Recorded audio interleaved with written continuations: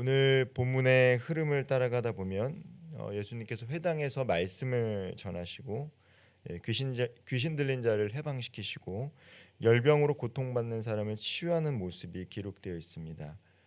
그 모든 과정 가운데 권세와 능력이 있다라는 것들을 누가는 기록으로 남겨놓은 것이죠. 즉 예수님의 사역에는 권세, 권위, 능력이 있다라는 것들을 우리들에게 증거하고 있는 것입니다.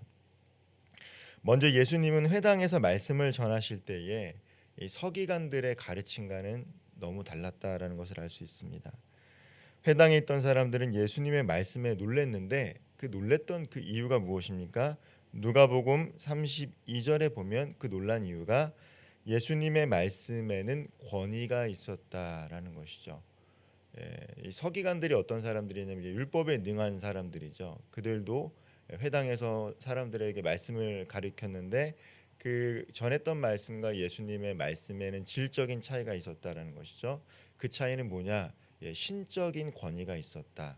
말씀을 들었던 사람들의 심령 가운데 다름이 있었다라는 것입니다. 이 권위라는 것은 지식이나 설득에 의해서 생기는 것이 아니라는 거예요. 많이 배워서 가르치거나 논리적으로 했던 설교가 아니라 성령의 기름 부으심 가운데 선포되었기 때문에 그들의 심령 가운데 하나님의 나라의 진리가 싹트기 시작했다는 것입니다.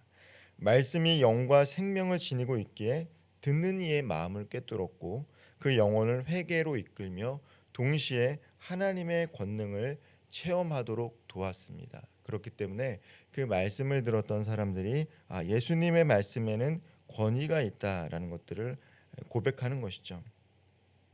이 권능의 말씀은 곧이어 예수님이 귀신 들린 사람을 고치는 장면 중에도 나타납니다.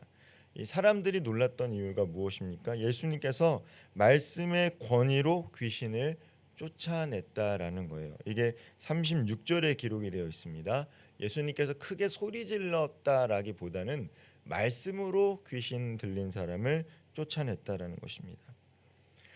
예수님의 제자들도 복음을 전할 때에 동일한 역사가 일어났다라는 것에 주목해야 됩니다. 이것은 예수님만 했던 것이 아니라 예수님의 제자들도 동일한 일들을 감당했다라는 것이죠. 사도행전 19장 20절을 보면요, 주의 말씀이 힘이 있어 흥황하여 세력을 얻으니라라고 기록이 되어 있습니다. 하나님의 말씀에는 힘이 있다는 것이죠. 우리의 삶과 교회의 사역에서도 마찬가지입니다. 하나님의 말씀이 힘있게 선포되어지고 그 말씀을 힘있게 받아들일 때 죽었던 영혼이 살아나는 거예요.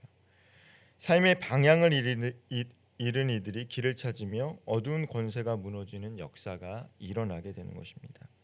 우리가 매일 이 말씀의 권위를 의지하며 삶을 살아갈 때, 그리고 우리의 삶을 세워갈 때 우리 가운데도 그 능력이 드러나게 될 줄 믿으시기를 바랍니다. 예수님의 말씀 사역이 우리에게 다시금 살아 움직이는 말씀의 권능을 사모하는 그 마음을 품게 되시기를 소망합니다. 우리가 설교의 말씀을 들을 때에, 말씀을 읽고 공부할 때에, 또한 큐티 가운데서도 예수님의 권위가 나타나기를, 권능이 나타나기를 간구하시기를 바랍니다. 특별히 우리가 말씀을 읽을 때, 그리고 들을 때, 묵상할 때 사람의 말이 아니라 하나님의 말씀으로 받는 순간부터 그 생명력 있는 말씀이 우리 삶을 세워 나가게 되는 것입니다. 두 번째로요, 오늘 본문에는요, 예수님께서 이 축기 사역, 축사 사역을 하는 것들을 보게 됩니다. 예수님께서는 회당에 있는 더러운 귀신에게 꾸짖어 명하시자 귀신이 크게 소리치면서 그 사람에게서 떠났다라고 기록이 되어 있어요. 그게 33절과 34절에 자세히 기록이 되어 있습니다. 여기서 우리가 좀 흥미롭게 볼 것은 무엇입니까? 더러운 귀신이 어디에 있었다라는 거예요. 회당 안에 있었다라는 것이죠. 오늘날로 말하면 더러운 귀신 들린 사람이 교회 안에 있었다라는 것을 우리는 주목해 볼 필요가 있다라는 것입니다. 예배 드리는 가운데도 귀신 들린 사람이 함께 있을 수 있다라는 거예요. 하나님의 영이 머무르는 곳인데 어떻게 귀신 들린 사람이 있을 수 있을까라고 생각할 수 있지만 오늘 본문에도 회당 가운데 귀신 들린 사람이 있었다라는 것이죠. 우리가 예배드리는 장소라 할지라도 깨어 기도하지 않으면요, 하나님의 영이 역사하지 않습니다. 사단이 틈을 타서 예배드리는 사람의 생각과 마음을 지배하고 어지럽게 할 수 있어요. 예수님의 이러한 권능은 단지 예수님께서만 행하시는 특별한 기적은 아니었습니다.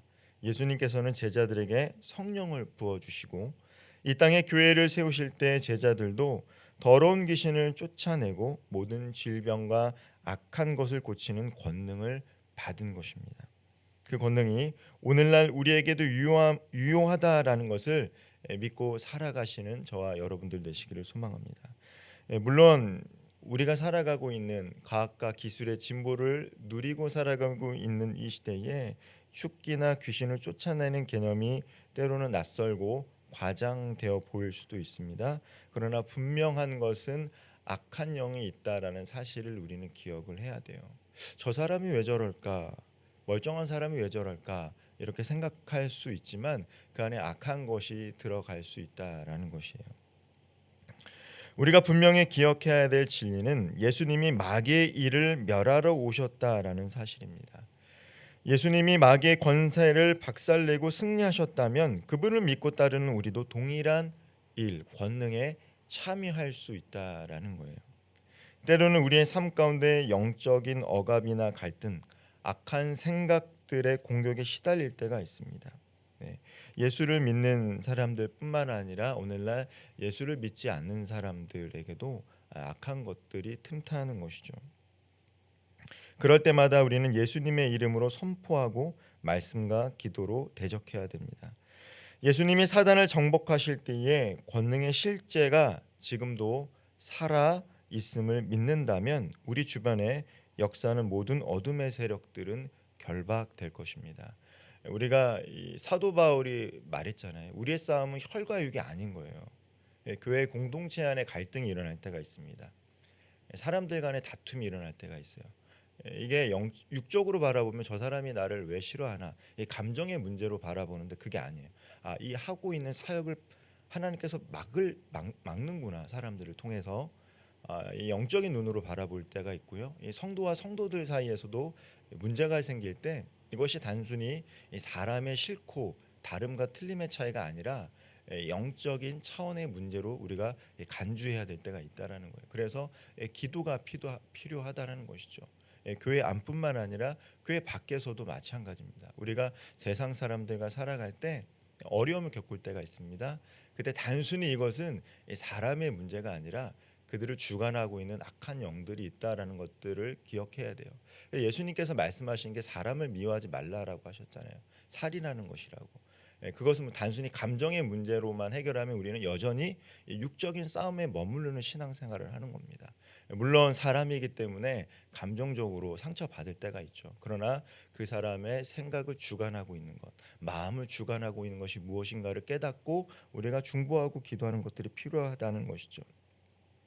그리고 오늘 본문에는 특별히 이 베드로의 장모가 열병으로 심히 앓아 누워 있을 때 예수님께서 그 열병을 꾸짖어 명령하시자 즉각 치유되는 모습이 기록이 되어 있습니다.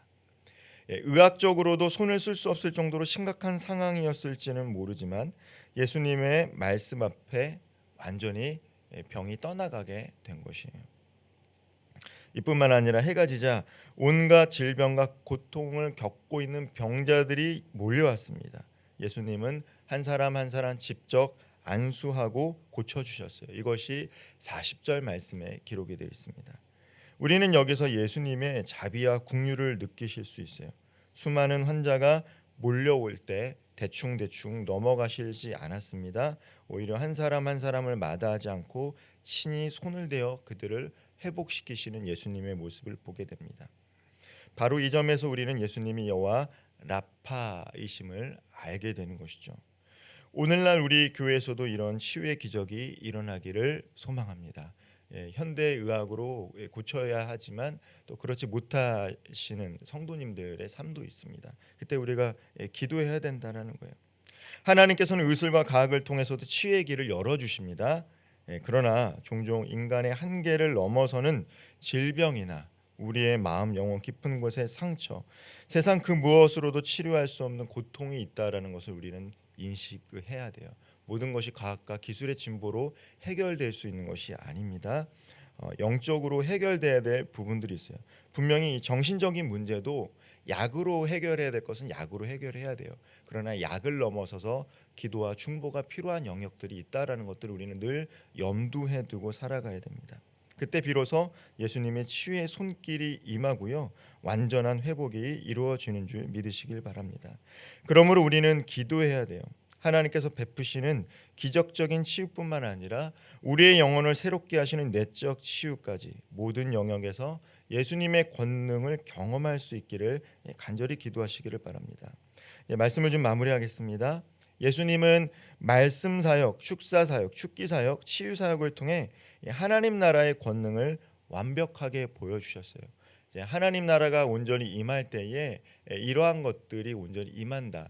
부분적으로 예수님을 통해서 일어났지만 하나님 나라가 임할 때는 이것이 우리가 매일 누리고 살아갈 수 있다. 이 권능을 통해서 하나님이심을 또한 증거하고 있는 것이죠.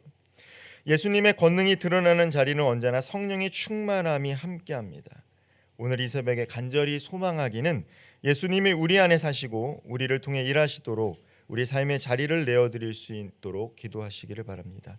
그리스도의 영이 나를 지배하고 그리스도의 사랑이 나를 붙들 때 비로소 주님의 권능이 우리 삶 가운데 재현될 것입니다. 하나님의 사랑이 충만할 때, 하나님의 영이 충만할 때 우리 안에도 예수님께서 하셨던 일들을 함께 해 나갈 수 있는 힘이 있고 우리 삶 가운데도 예수님께서 하셨던 그 일들을 경험할 수 있게 되는 것입니다.